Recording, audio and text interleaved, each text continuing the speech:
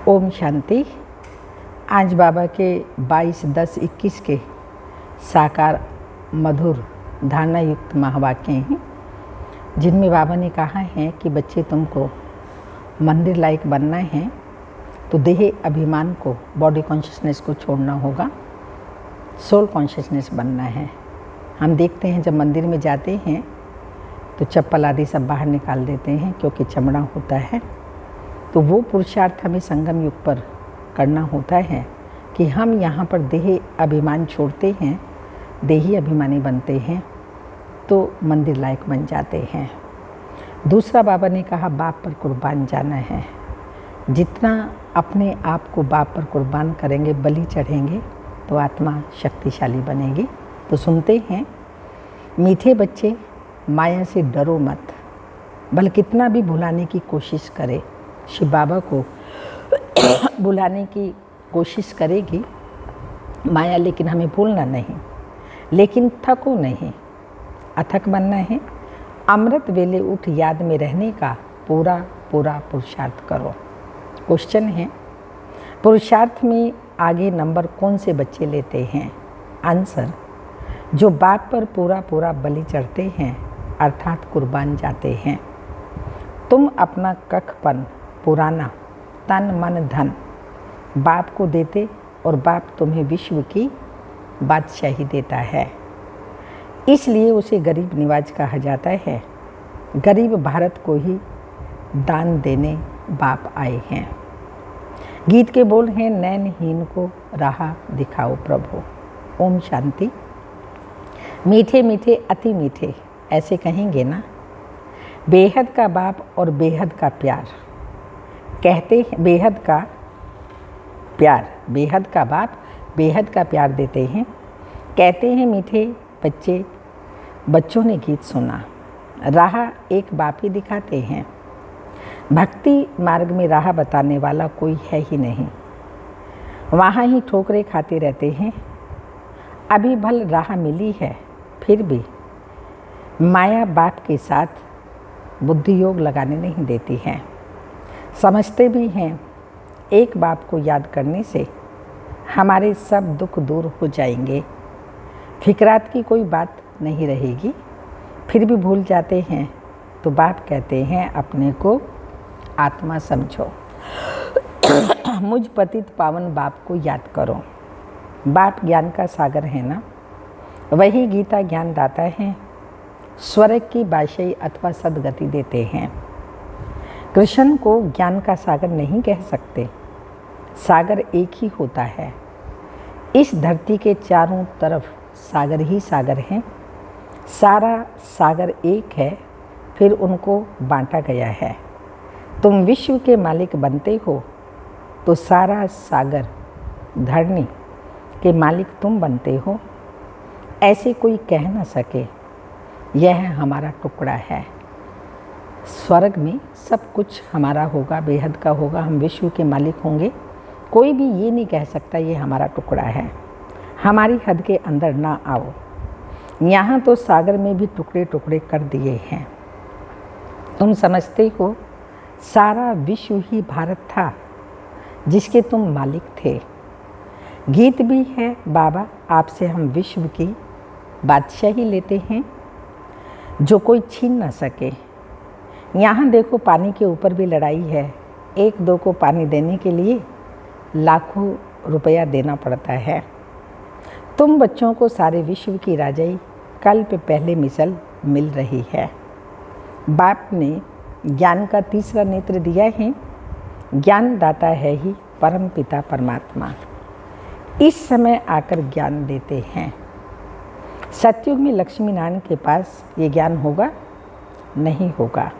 हाँ, ऐसे कहेंगे आगे जन्म में ज्ञान लेकर हम यह बने। तुम ही थे।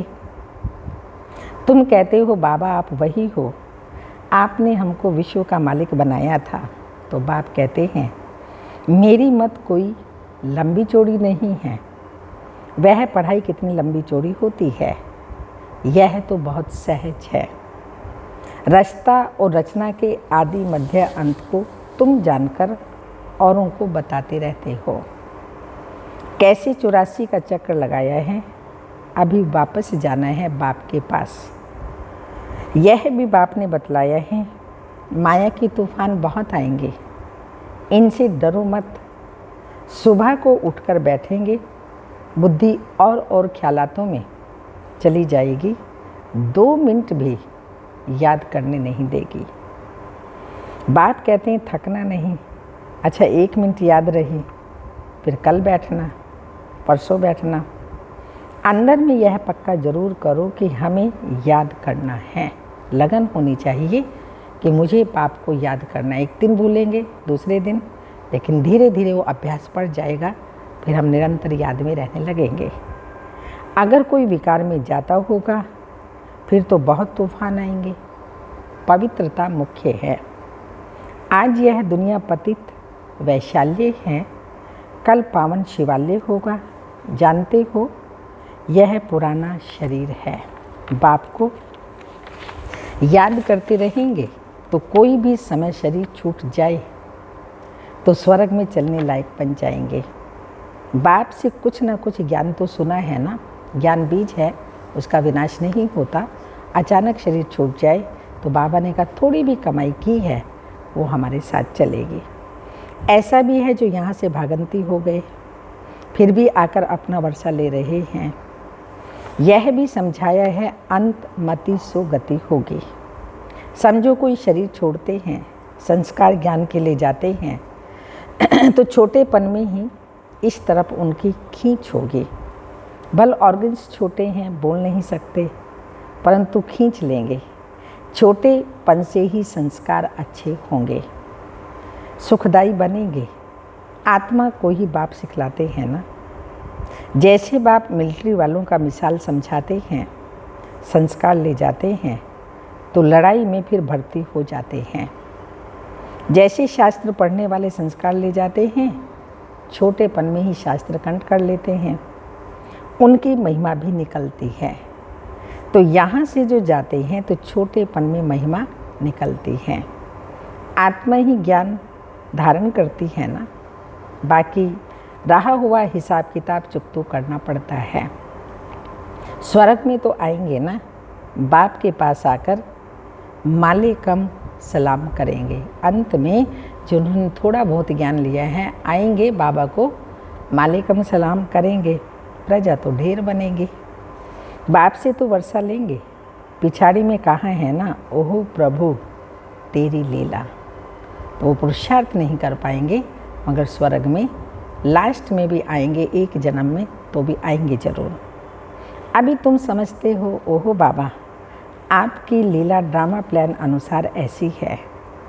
बाबा आपका एक्ट सभी मनुष्य मात्र से न्यारा है। जो बाप की अच्छी सर्विस करते हैं उनको फिर इनाम भी अच्छा मिलता है। विजयमाला में पिरोए जाते हैं। यह है रूहानी ज्ञान जो बाप रूहों को देते हैं। मनुष्य तो सब शरीरों को ही याद करेंगे, कहेंगे शिवानंद, गंगेश्वर नाथ, नंद आदि आदि। यह ज्ञान देते हैं। यहाँ तो कहेंगे शिव बाबा निराकार ज्ञान देते हैं। मैं ऊंच से ऊंच हूँ, मुझ आत्मा का नाम है शिव। शिव परमात्मा ही नमः कहते हैं। फिर ब्रह्मा शंकर को कहेंगे देवता ही नमः। यह भी रचना है, उनसे कोई वर्षा नहीं मिल सकता। तुम आपस में भाई भाई हो, भाई को याद करने से वर्षा नहीं मिलेगा। ये ब्रह्मा भी दादा तुम्हारा भाई है, बड़ा भाई है। स्टूडेंट है ना, पढ़ रहे हैं, इससे वर्षा नहीं मिलेगा। यह खुद ही बाप से वर्षा पा रहे हैं। पहले यह सुनते हैं, बाप को कहता हूँ बाबा हम तो आपका पहला बच्चा हूँ। आपसे कल्प कल्प वर्षा लेते हैं। कल्प कल्प आपका रथ मैं बनता हूँ। शिव का रथ ब्रह्मा, ब्रह्मा द्वारा विष्णुपुरी की स्थापना। तुम ब्राह्मण भी मददगार हो, फिर तुम मालिक बनेंगे। अभी तुम जानते हो 5000 वर्ष पहले माफिक बाप द्वारा हम राज्य भाग्य लेते हैं। जिन्होंने कल्प पहले राज्य भाग्य लिया है वही फिर आएंगे। हर एक के पुरुषार्थ से पता लग जाता है कौन महाराजा और कौन महारानी बनेंगे, कौन प्रजा बनेंगे। पिछाड़ी में तुमको सब साक्षात्कार होगा। सारा पुरुषार्थ पर मदार है। कुर्बान भी होना होता है। बाप कहते हैं मैं गरीब निवाज हूँ ना, तुम गरीब ही मुझ पर कुर्बान होते हो। दान हमेशा गरीबों को ही दिया जाता है। समझो, कोई कॉलेज बनवाते हैं, वह कोई गरीबों को दान नहीं होता, वह कोई ईश्वर अर्थ होता नहीं, परंतु दान तो करते हैं ना। कॉलेज खोलते हैं तो उनका फल मिलता है। दूसरे जन्म में अच्छा पढ़ेंगे, ये आशीर्वाद मिलती हैं। भारत में ही सबसे जास्ती दान पुण्य होता है। इस समय तो बहुत दान होता है। तुम बाप को दान करते हो और बाप तुमको दान करते हैं। तुमसे कख पनले तुमको विश्व की बादशाही देते हैं। इस समय तुम तन मन धन सब बाप को दान में दे देते हो। वे लोग तो मरते हैं तो विल करके जाते हैं, फलाने आश्रम को देना, यह आर्य समाज ले लेवे तो आश्रम में देना, या फिर आर्य समाज आदि को दे दो। वास्तव में दान तो गरीबों को देना होता है जो भूखे होते हैं। अभी भारत गरीब है ना, स्वर्ग में भारत कितना साहूकार होता है तुम जानते हो। वहाँ जितना अनाज धन आदि तुम्हारे पास होता है उतना और कोई के पास हो नहीं सकता। वहाँ तो कुछ भी पैसा नहीं लगेगा। सत्युग की बात बाबा बता रहे हैं। मुट्ठी चावल दान करते हैं तो रिटर्न में 21 जन्मों के लिए महल मिल जाते हैं, जागीर भी मिलेगी। अभी तत्व भी तमो प्रधान होने के कारण दुख देते हैं। वहाँ तत्व सतो प्रधान होते हैं। तुम जानते हो सत्युग में कौन कौन आएंगे, फिर द्वापर में फलाने फलाने आएंगे। कलयुग के अंत में छोटी छोटी टालियाँ मठ पंथ आदि निकलते रहते हैं। अभी तुम्हारी बुद्धि में झाड़ ड्रामा आदि की नॉलेज है। बाप के पार्ट को भी तुम जानते हो। महाभारत लड़ाई दिखाते हैं, 5 पांडव बचे। अच्छा फिर क्या हुआ? जरूर जो राजयोग सीखे वही राज्य करेंगे। आगे तुम भी कुछ जानते थोड़ी थे। बाबा भी गीता आदि पढ़ते थे। ब्रह्मा बाबा की बात बाबा बता रहे हैं। नारायण की भक्ति करते थे। गीता के साथ भी बहुत प्यार था। ट्रेन में जाते थे तो भी गीता पढ़ते थे। अब देखते हैं कुछ भी समझा ही नहीं। इतना पढ़ा गीता आदि, लेकिन उससे कुछ भी समझा ही नहीं। डिब्बी में ठीक रही, बुद्धि रूपी डिब्बी में क्या था? ठीक रही। भक्ति मार्ग में जो कुछ करते आए परंतु उद्धार तो हुआ ही नहीं। दुनिया में तो कितना झगड़ा है, यहाँ भी तो सब पवित्र बन न सके, इसलिए झगड़ा पड़ता है।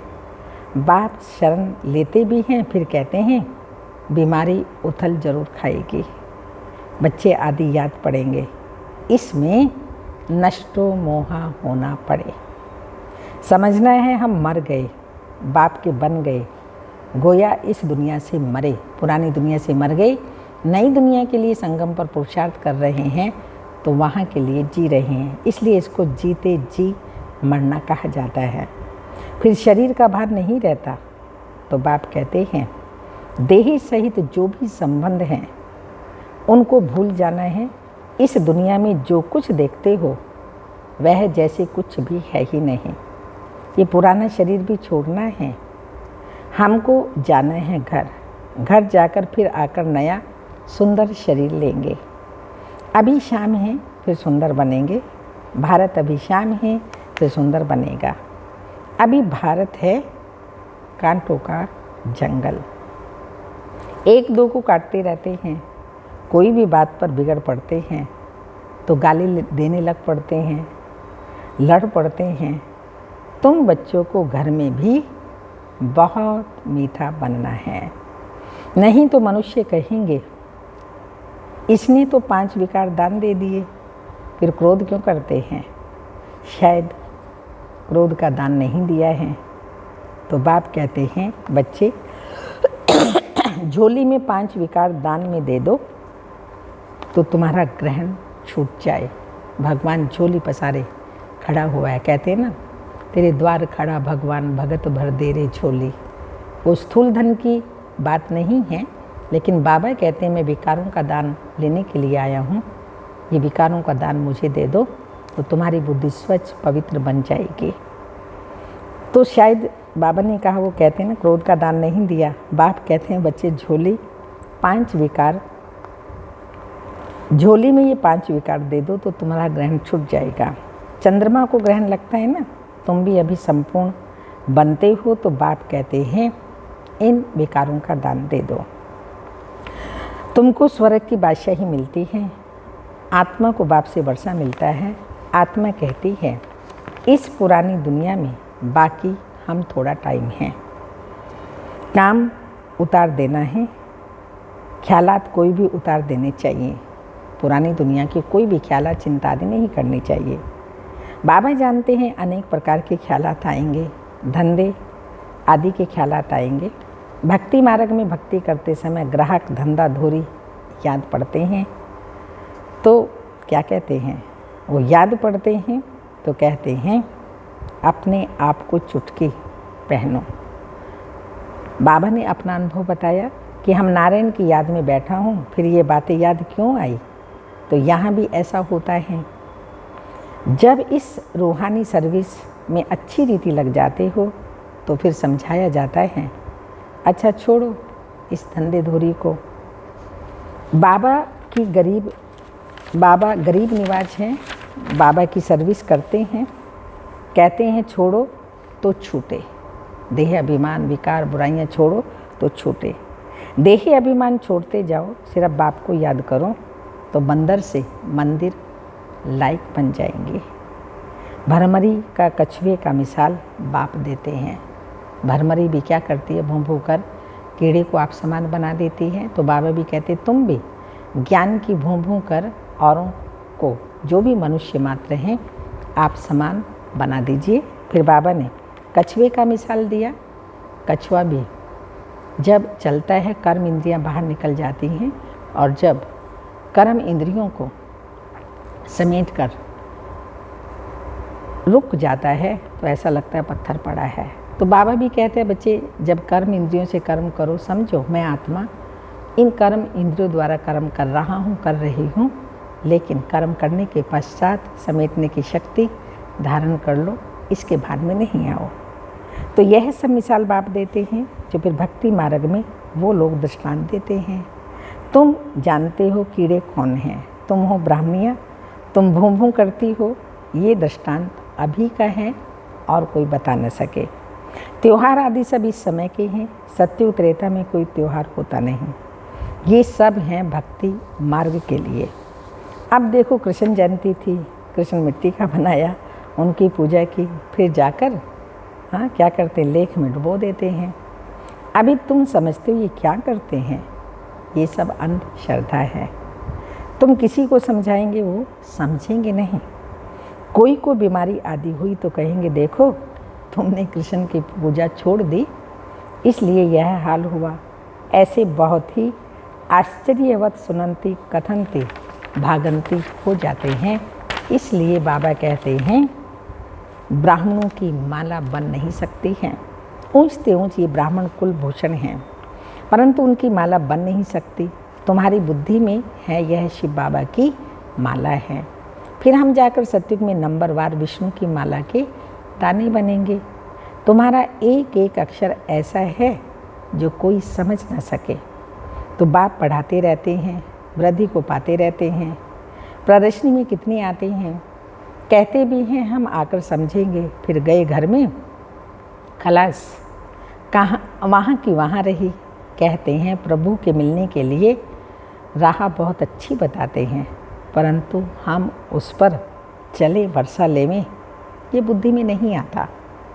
बहुत अच्छी सेवा कर रही हैं ब्रह्मा कुमारियाँ, बस अरे तुम भी तो समझो ना, जिस्मानी सेवा करते रहते हो, अब ये रूहानी सेवा करो।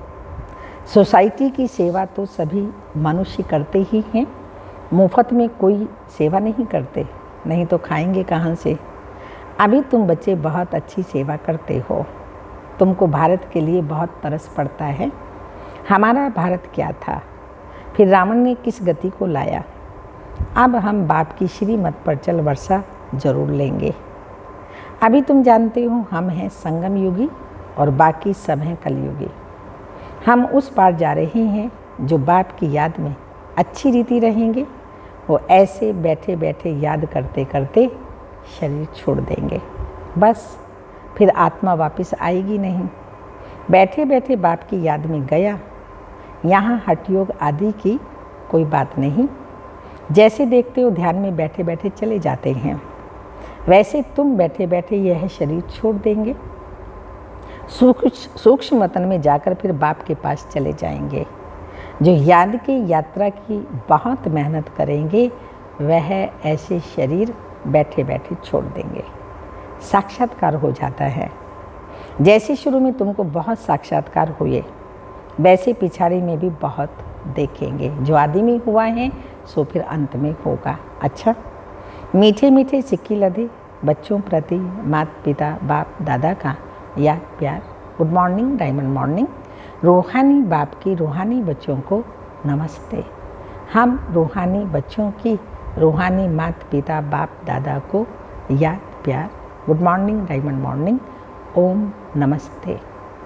धारणा के लिए मुख्य सार हैं, मंदिर लायक बनने के लिए देह अभिमान छोड़ देना है, रूहानी सेवा में लग जाना है। सेकंड पॉइंट, अब घर जाने का समय है, इसलिए जो भी हिसाब किताब हैं, धंधे धोरी के ख्यालात हैं, उन्हें उतार देना है। याद के यात्रा की मेहनत करनी है। वरदान, योग युक्त स्थिति द्वारा सूक्ष्म व कड़े बंधनों को क्रॉस करने वाले बंधन मुक्त भाव। योग युक्त स्थिति द्वारा सूक्ष्म व कड़े बंधनों को क्रॉस करने वाले बंधन मुक्त भाव। योग युक्त की निशानी है बंधन मुक्त। योग युक्त बनने में सबसे बड़ा अंतिम बंधन है स्वयं को समझदार समझकर श्रीमत को अपने बुद्धि की कमाल समझना, अर्थात श्रीमत में अपनी बुद्धि मिक्स करना, जिसे बुद्धि का अभिमान कहा जाता है। दूसरा, जब कभी कोई कमजोरी का इशारा देता है अथवा बुराई करता है, यदि उस समय जरा भी व्यर्थ संकल्प चला तो भी बंधन है। जब इन बंधनों को क्रॉस कर हार जीत निंदा स्तुति में समान स्थिति बनाओ, तब कहेंगे संपूर्ण बंधन मुक्त। स्लोगन, पहले सोचना फिर करना, यही ज्ञानी तो आत्मा का मुख्य गुण है। पहले सोचना फिर करना, यही ज्ञानी तो आत्मा का मुख्य गुण है। तपस्या की पॉइंट है, जो भी परिस्थितियाँ आ रही हैं और आने वाली हैं, उसमें विदेही स्थिति का अभ्यास बहुत चाहिए।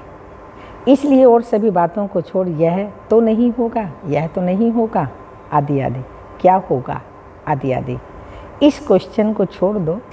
अभी विदेही स्थिति का अभ्यास बढ़ाओ। विदेही बच्चों को कोई भी परिस्थिति, कोई भी हलचल प्रभाव नहीं डाल सकती। केवल एक अभ्यास चाहिए विदेही बनने का। ओम शांति।